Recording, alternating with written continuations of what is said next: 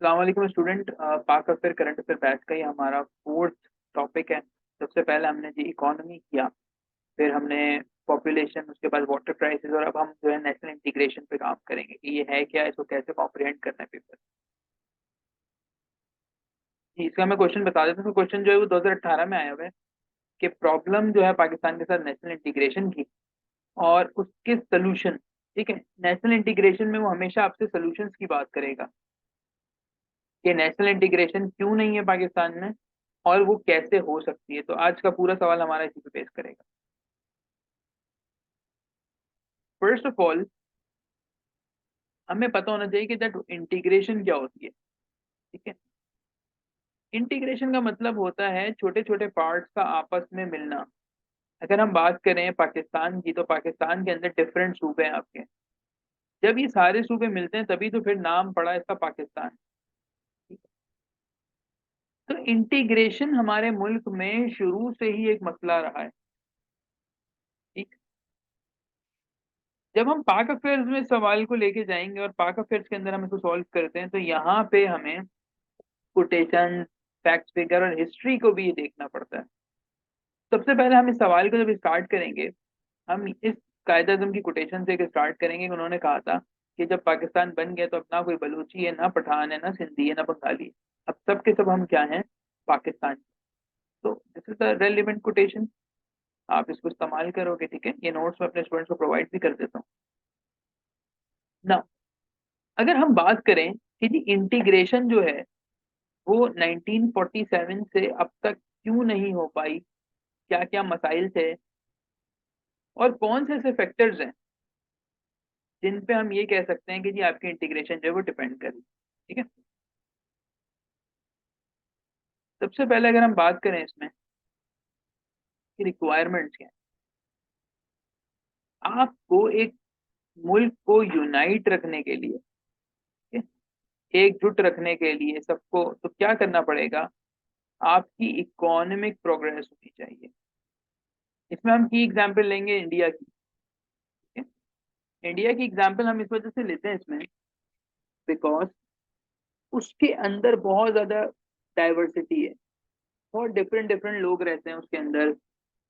India के अंदर different religion वाले भी ज्यादा हैं, जाहिर है आबादी ज्यादा है ना। ठीक है,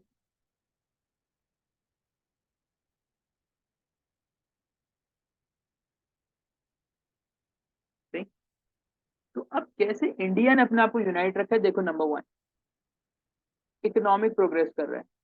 अगर कोई मुल्क इकोनॉमिक प्रोग्रेस कर रहा होता है तो ऑब्वियस है कि उसके मुल्क के हालात अच्छे होंगे, और जब उसके मुल्क के हालात अच्छे हो जाएंगे तो फिर क्या होना है?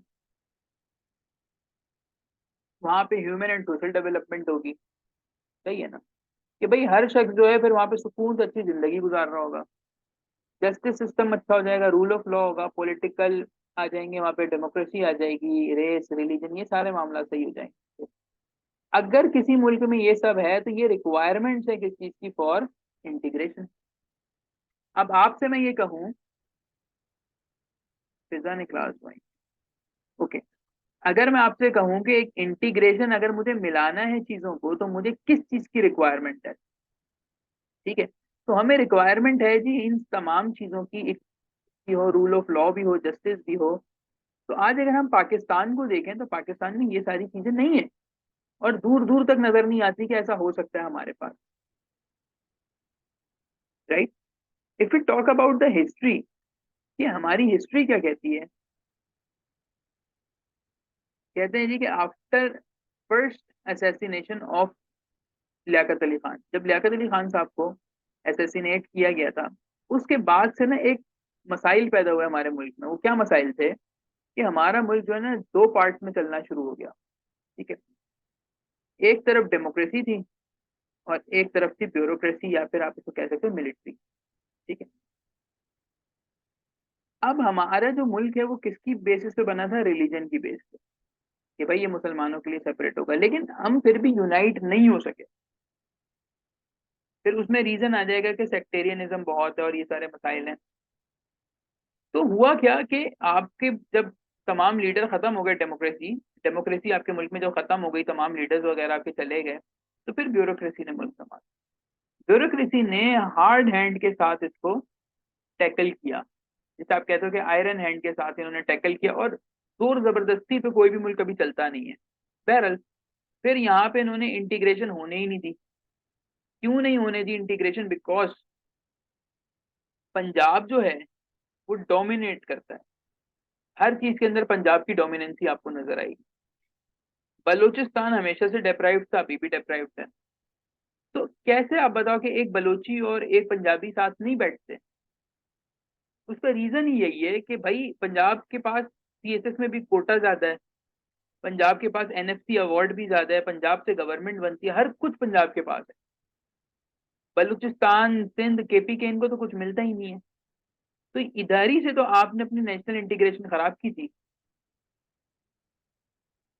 जब बात आती है आर्मी में जाना है, तो जी आर्मी में जाने के लिए आपका पंजाबी होना जरूरी है। क्यों? क्योंकि पंजाब डोमिसाइल को बेनिफिट मिलता है आर्मी के अंदर, लेकिन सिंध का बच्चा, महाजिर, बिहारी, बंगाली, जो कि पाकिस्तान में ही रहते हैं, इनको मौके नहीं दिए जाते due to race, religion, gender. ये सारे मसले हमारे पास बहुत हैं। ठीक है। सो ये हमारी ना शुरू से होता आ रही है हमारे साथ। पंजाब की पॉपुलेशन ज्यादा है, आई एग्री, बट इनके सर्टेन कोटाज है। मैं एक स्टूडेंट को पढ़ा रहा था, तो वो मुझे कह रही थी कि ऐसा क्यों है। तो मैंने उनको बताया कि जब ईस्ट इंडिया कंपनी थी ना, ठीक है, जब ईस्ट इंडिया कंपनी थी हमारे पास, 1600 में ये बनी थी, और 1947 तक ही समझ लो ये थे यहाँ पे। तो एक बार हिस्ट्री हमें बताती है कि इसमें रिवोल्ट हो गया था। रिवोल्ट मतलब कि हिंदू और मुस्लिम, सिख, ईसाई जितने भी थे ना, उन्होंने कहा था कि भाई इनके मजालिम हद से बढ़ गए हैं, तो हम क्या करेंगे, ईस्ट इंडिया कंपनी और इंग्लैंड की फौज पे हम अटैक करते हैं। सही। तो अटैक हो गया इनके ऊपर। जब अटैक हो रहा था ना, तो जो ब्रिटिश फौजी थे वो ऑलमोस्ट हारने के करीब थे, लेकिन इनको बचाने के लिए सबसे पहले आए सिख एंड पंजाबी। सही है। सिख और पंजाबीज ने अपनी सर्विसेज दी और उन्होंने ब्रिटिश को जो है ना वो बचाया। लेकिन ब्रिटिश के अगेंस्ट कौन लड़ रहे थे? वो थे बिहारी, बंगाली, महाजिर। ठीक है, ये वाले जो लोग थे ये सब इनसे लड़ रहे थे। बहरहाल पंजाबियों की सपोर्ट की वजह से ब्रिटिश आर्मी जो है जीत जाती है, सब हो जाते हैं। लेकिन उस दिन का दिन है कि ब्रिटिश आर्मी ने डिसाइड कर लिया कि जी जिन्होंने हमें बुरे वक्त में संभाला, जो कि पंजाबी हैं, हम उनको क्या करेंगे, हम उनको नवाजेंगे। इसीलिए आप देखो कि जी सबसे ज्यादा जमीनें जो हैं, लैंड, वो किसके पास है? लैंड जो है उन्होंने दी पंजाबियों को कि जी आप जमीन पे आए। इसी तरह से फिर उन्होंने फौज में ना बड़े बड़े रुतबे दे दिए इनको कि भाई आप लॉयल लोग हैं, आप लोग जो है फौज संभालना हमारी। बेटा उस दिन का दिन है, उसके बाद से ये सिलसिला एक चला आ रहा है कि जी आपकी हेड पोजीशन पे हर चीज जो है वो पंजाबी संभाल रहा होगा। फौज पंजाब में, नेवी, आर्मी, हर कुछ पंजाबियों के हाथ में। और इनको एक टैग मिल गया कि ये लॉयल है। फिर इनके पास जो है पैसा कहाँ से आया? पैसा आया जमीन से। जब अंग्रेज जा रहे थे ना, तो इन्होंने इनको बहुत सारा मालो दौलत दी। ज़ाहिर है आपको तो नहीं मिला, लेकिन जो आपके कह सकते हैं कि दादा परदादा के टाइम के जो लोग होंगे, बिकॉज पहले पंजाब सिर्फ एक नहीं था। ठीक है, पंजाब जो है उसमें सिख भी थे, उसमें पंजाबी भी थे, उसमें और इंडिया के कुछ एरियाज भी थे। इस पूरे को पंजाब कहा जाता था। सही है, समझ में आई बात? कि हम क्यों कहते हैं कि जी पंजाब को नवाजा जाता है। इसमें गलती किसी की भी नहीं है। इसमें गलती यूं है कि आपके जो रूल्स और लॉज है ना, वो सारे 1947 से पहले वाले आप इस्तेमाल कर रहे हो। आपका पुलिस एक्ट 1860 इस्तेमाल हो रहा है। वो भाई 1860 को गुजरे ऑलमोस्ट 200 साल होने वाले हैं, लेकिन रूल हम 1860 का इस्तेमाल कर रहे हैं। आर्मी एक्ट है आपका, आपका नेवी एक्ट है, अब उसके अंदर जो अंग्रेज बना के चला गया हम उसी को फॉलो कर रहे हैं। सीएसएस का जो है ये भी अंग्रेजों का बनाया हुआ है कि इसका इतना कोटा होना चाहिए, इसमें यूं होना चाहिए, इसमें ऐसा होना चाहिए। ये सब कुछ अंग्रेज ने हमें सिखाया, और वो यहाँ से हमें डिवाइड करके चला गया। उसने जाते हुए एक बात बोली, डिवाइड एंड रूल। उसने कुछ ऐसी पॉलिसीज रख दी जिसकी बिना पे हम लोग कभी भी एक दूसरे के साथ इंटीग्रेट नहीं हो सकते।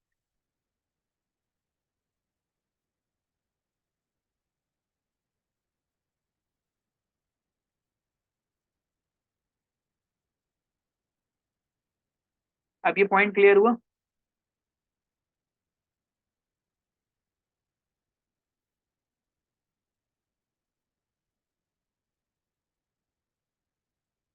ओके, तो दिस इज द रीजन हम जो है वो इंटीग्रेट नहीं हो पाते।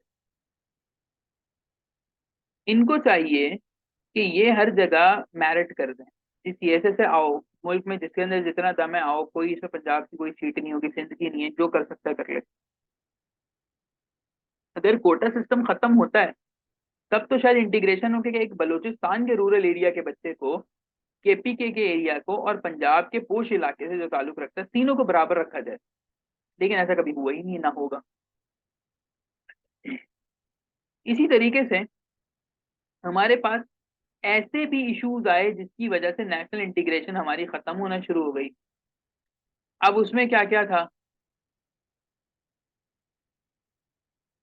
जैसे एक तो पॉलिटिकल पार्टीज बन गई। ठीक है, पॉलिटिकल पार्टीज आप लोग आज के दौर में देख सकते हो कि एक तरफ पीटीआई वाले होते हैं और एक तरफ बाकी तमाम पार्टीज होती हैं। इसने क्या किया, इसने यूनिटी खत्म कर दी। लोग घरों के अंदर बाकायदा लड़ाइयाँ होती हैं लोगों की, कि अगर कोई इमरान खान को बुरा बस जरा सा बोल दे तो लोग मारने और गालियां बकने के लिए आना शुरू हो जाते हैं।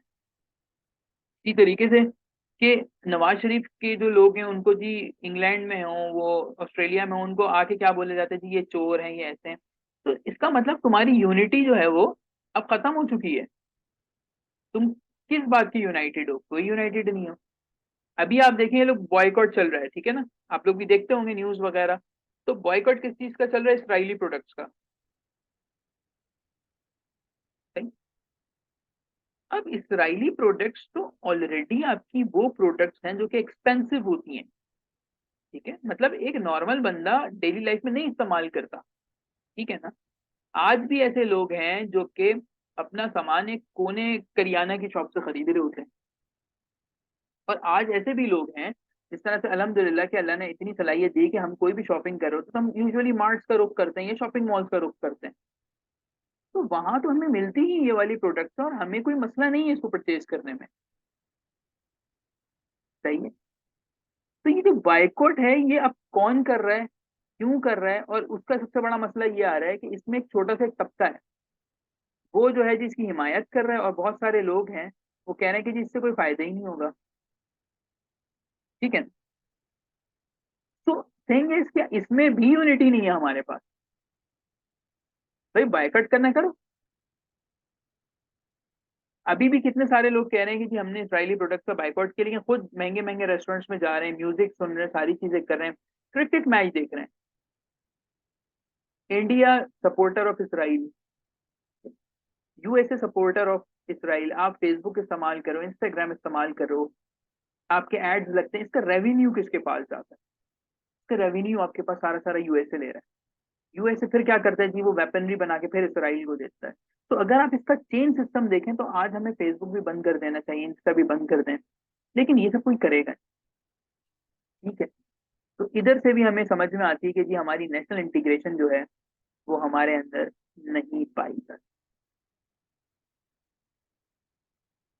अच्छा जनाब, अब इसमें हमारे पास दो तरह के तबके हैं हमारे मुल्क में। ठीक है? एक लिबरल तबका है और दूसरा कंजर्वेटिव है। कंजर्वेटिव कौन होता है? ये होते हैं एक्सट्रीमिस्ट और जाहिल लोग होते हैं। ठीक है? ये एक्सट्रीमिस्ट हो गए, ये इलिटरेट होते हैं। अब मैं आपको बताता हूँ कि आप अपनी सोसाइटी में कंजर्वेटिव माइंडसेट को कैसे पहचानेंगे। लड़की 15 साल की हो गई, रिश्ता ढूंढो। लड़कियां पढ़ाई नहीं करेंगी। ठीक है? कंजर्वेटिव कौन हो गया आपके पास? बस ये जो मुल्ला ने बता दी ना बात, मौलाना ने, बस यही सच है और तो कुछ है ही नहीं। ये वो लोग हैं जो कि सिर्फ अपने ही नैरो माइंडसेट के हिसाब से चलते हैं, इन्हें दुनिया में आगे नहीं बढ़ना होता।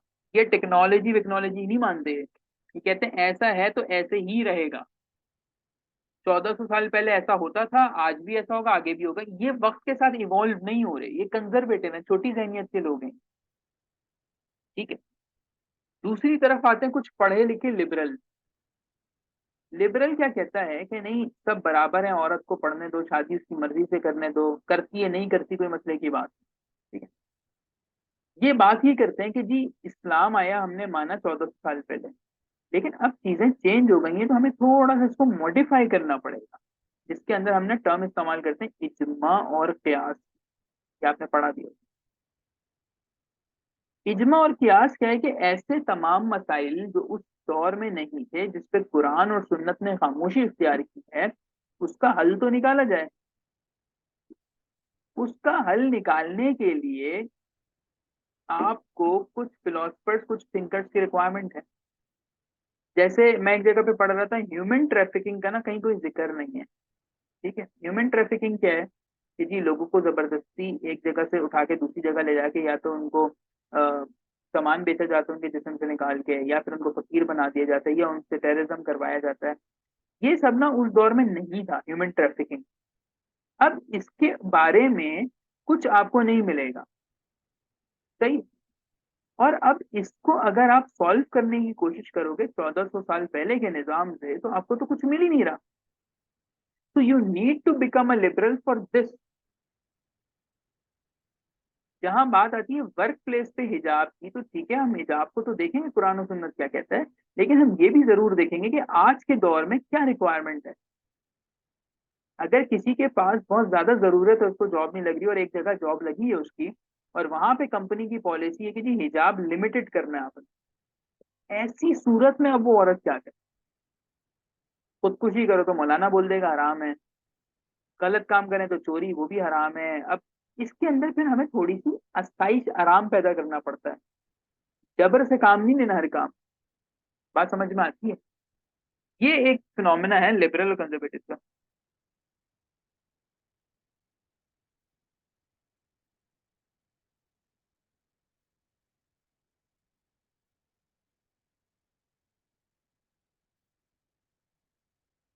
क्लियर हो गई सारी बातें?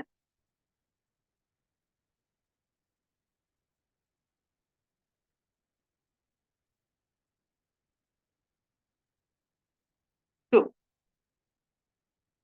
हमारे पास मसला रिलीजन की बेस पे आता है। भाई बांग्लादेश सेपरेट क्यों हुआ था हमसे? It is due to the language. जी जी, अलग अलग हेडिंग्स होंगी सारी। बांग्लादेश आपसे अलग हुआ ड्यू टू लैंग्वेज इशू। इसी तरीके से आज आप बलूचिस्तान का हाल देख लें। इकोनॉमिक डिप्राइव किया आपने बंगालियों को, बंगालियों ने अलग मुल्क बना लिया। आज आप बलूचिस्तान का हाल देख लें। ठीक है, सिंध पंजाब के दरमियान में लड़ाई है, कोई डैम बनने लगता है तो डैम को बनने ही नहीं दिया जाएगा कभी भी हमारे पास, क्योंकि हर सूबे को डर है कि ये सूबा मेरा पानी रोक लेगा। ठीक है।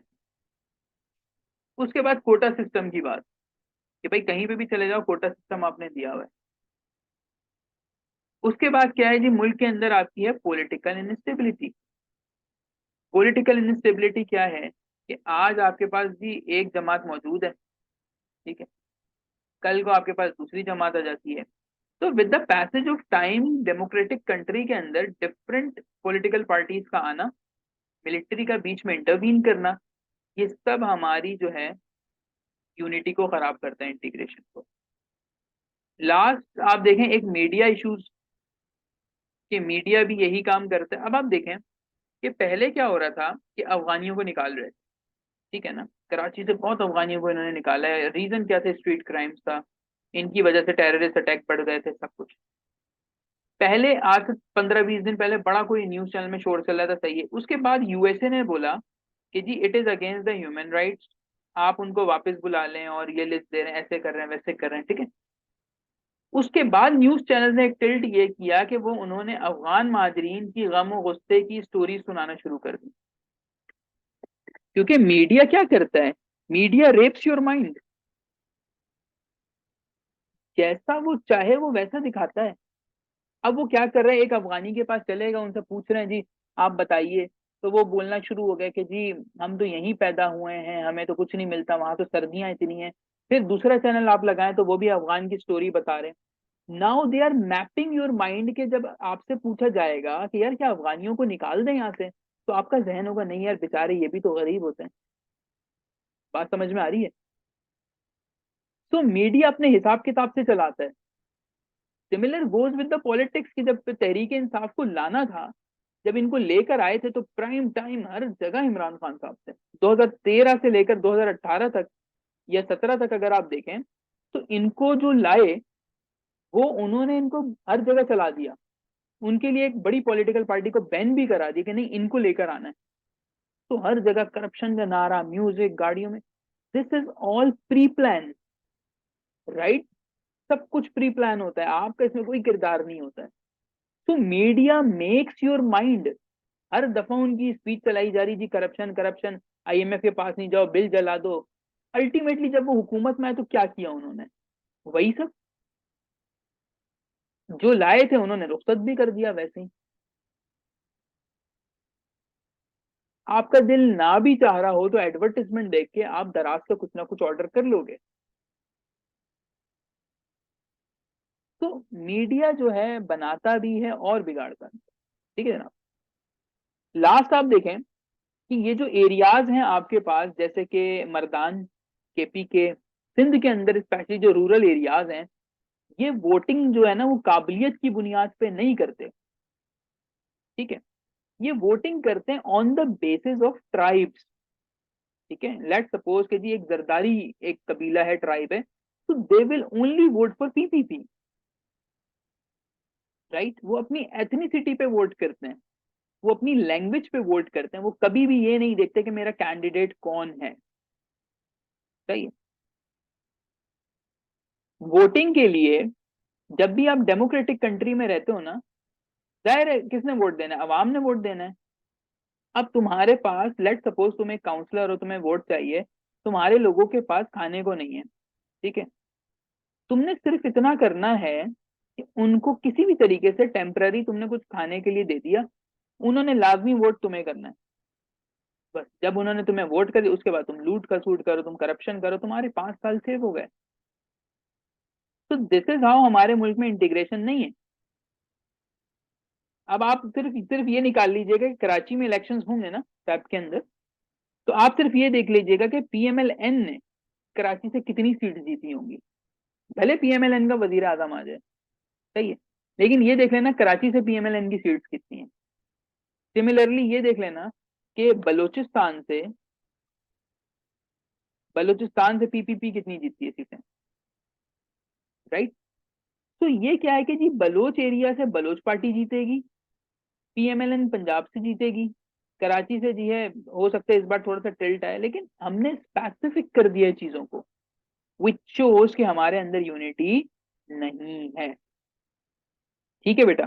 तो दीज वर द कॉजेज, जो आपने कॉजेज लिखनी है पेपर के अंदर, और उसके सोल्यूशंस क्या होंगे वो मैं आपको बता देता हूँ। 5 से 6 सोल्यूशन है इसके। नंबर 1 है अवेयरनेस, लोगों में अवेयरनेस आए, उनको पता चले, गुड गवर्नेंस लाओ, रूल ऑफ लॉ लेकर आओ, फिर होगा कुछ ना कुछ। उसके बाद टॉलरेंस। ठीक है। आपको टॉलरेंस लेकर आनी है। Third, meritocracy. अगर हर कोई मेरिट पे आएगा तो फिर किस बात का फसाद है? लेकिन आज हमारे साथ मसला ये है कि हम किसी भी इदारे में जब अप्लाई करते हैं ना, तो उसमें सबसे बड़ा मसला ये आता है कि यार यहाँ तो पर्ची चलती है, यहाँ तो करप्शन होती है, तो हमारा दिल ही खत्म हो जाता है। ठीक है। अब यहाँ पे मैंने फोर्थ पॉइंट डाला, balancing the composition of Pakistan army. अब आर्मी के अंदर आप सिंधियों को भी बुलाएं, बिहारियों को भी बुलाएं, महाजिरों को भी बुलाएं, आप इसके अंदर जो नॉन मुस्लिम्स हैं आपके, आप उनको भी इनवाइट करें। ये इसका कोटा सिस्टम को रिवाइज करने की जरूरत है। एक सूबे को 50% दे रहे हो, अगले को 7% दे रहे हो, तो क्या है भाई, ये क्या तरीकेकार है आपका? आपने इसको रिवाइज करना है चीजों को।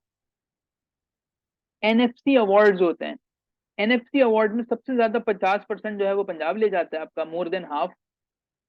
और जहां से आपकी रिसोर्सेज निकलती हैं बलूचिस्तान, वो बेचारे डिप्राइव्ड घूम रहे हैं। So you need to revisit your policy, अगर तो आपने नेशनल इंटीग्रेशन को करना है। ठीक है। तो ये नोट्स मैं प्रोवाइड करता हूँ अपने स्टूडेंट्स को, लिखने की ऐसा कोई रिक्वायरमेंट नहीं है, जस्ट आपका कॉन्सेप्ट क्लियर हो। एक लास्ट बात करूंगा फिर इसको खत्म करते हैं। मुझे ये बताइए कि म्यूजिक में टोटल कितने सुर होते हैं? म्यूजिक में जो आप इस्तेमाल करते हैं उसमें टोटल नंबर ऑफ सुर कितने हैं?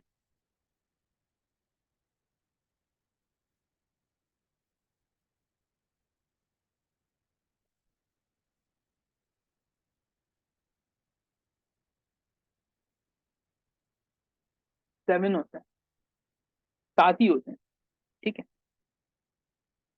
जब ये 7 कंबाइन होते हैं ना, तभी एक अच्छा म्यूजिक बनता है। विच मीन्स इंडिविजुअल की कोई अहमियत नहीं होती, हमेशा कलेक्टिव की अहमियत होती है, ठीक है। हमेशा किसकी अहमियत होगी बेटा? जो आपका कलेक्टिव है ना, उसकी अहमियत होती है। तो अगर आप ये समझ रहे हो कि मैं सिर्फ पंजाब को डेवलप कर लूं, या मैं सिर्फ सिंध को डेवलप कर लूं और बाकी मुल्क छोड़ दूं, तो ऐसा नहीं होगा। तरक्की करनी है तो आपने तमाम सूबों को मिलाना है, तमाम लोगों की बात को सुनना है, और डेमोक्रेसी प्रिवेल करेगी। सही है। तो दीज आर द थिंग्स कि अगर ये सवाल आता है नेशनल इंटीग्रेशन का, तो आपने हर जगह से बात देनी है। इसमें आप पॉलिटिकल पार्टीज को लाइए, इसके अंदर आप रिलीजियस पार्टीज को लेकर आएंगे, उनका जिक्र करें, जेंडर का डिस्कस करें इसके अंदर, ठीक है। इसी तरीके से आप फेमिनिज्म का जिक्र कर सकते हैं कि जी इस्लामाबाद के अंदर रैली निकलती है, बस जैसे रैली निकलेगी ना, भले जितना बुरा से बुरा शख्स हो। मैं आपको एक एक मिसाल देता हूँ इसमें, कि जब मैं पढ़ा रहा था किप्स में जेंडर, तो उसके अंदर एक बात ये चली थी कि ये फेमिनिस्ट होती हैं जो इस्लामाबाद में आती हैं। अच्छा अभी देखिए कोई इस तरह की जिक्र नहीं, बस जैसे ही आएंगी, बस उसके बाद मुल्क जो है ना, दो हिस्सों में डिवाइड हो जाएगा आपका, ठीक है। एक हो जाएंगे कौन से वाले जो इनको सपोर्ट करेंगे, और एक जो होंगे जो इनके अगेंस्ट हो जाएंगे। और सिर्फ क्या होगा, फेसबुक के ऊपर, इंस्टाग्राम पे हेटर्ड फैलाया जाएगा। प्रैक्टिकली कोई फायदा नहीं है इस चीज का। अगर खामोशी से सुन लिया जाए कि फेमिनिस्ट कहते क्या है, अगर ये कहते हैं कि जी हमें जेंडर इक्वालिटी चाहिए, दैट्स फाइन, हमें भी तो यही चाहिए। भाई हम भी तो यही लड़ रहे हैं कि हमें भी जेंडर इक्वालिटी चाहिए। तो इनसे बात करने की जरूरत है, ना कि आप इनके अगेंस्ट चले जाओ। तो इस तरह से हम छोटे छोटे मौजूआत पे क्या हो जाते हैं, डिवाइड हो जाते हैं। और इसमें सबसे बड़ा किरदार आपके मीडिया का है। आजकल एक डिबेट चल रही है जी, अभी देखें कोई शिया सुन्नी कोई फसाद नहीं है, लेकिन जैसे आपका ये मुहर्रम स्टार्ट होगा, बस शिया सुन्नी ने में हम डिवाइड हो जाएंगे। सही है। इसी तरीके से हुकूमत कोई पॉलिसी लेकर आती है, तो उसके अंदर जी आ जाएगा जी ये इस्लामिक लॉज वायलेट हो रहे हैं। अभी इसराइली प्रोडक्ट्स का आप बायकॉट कर रहे हो, बट कोई शख्स इस चीज का बायकॉट नहीं कर रहा कि यार हम झूठ बोलना छोड़ देंगे, हम जो है करप्शन नहीं करेंगे, हम रिश्वत नहीं देंगे, या हम जो है वो गलत चीजें नहीं देखेंगे, हम ये नहीं करेंगे, वो नहीं करेंगे। इसका कोई बायकॉट नहीं करेगा कभी भी। This is easy. सही। और इसका भी बायकॉट अपने हिसाब किताब का, मूवी भी सब देख रहे हैं, सिनेमा भी जा रहे हैं, क्रिकेट मैच भी सब देख रहे हैं, म्यूजिक भी सुन रहे हैं, हर चीज हो रही है। सिर्फ और सिर्फ दिखावा है, जो मीडिया कर रहा है ये उसी हिसाब से चल रहा है। ठीक है जी। आज के लिए इसको इतने ही रखेंगे। अभी 2-3 मिनट बाद मैं स्टार्ट करूंगा ऐसे की क्लास। आई होप सो कि आप लोग तमाम इस क्लास को लेंगे। अल्लाह हाफ़िज़।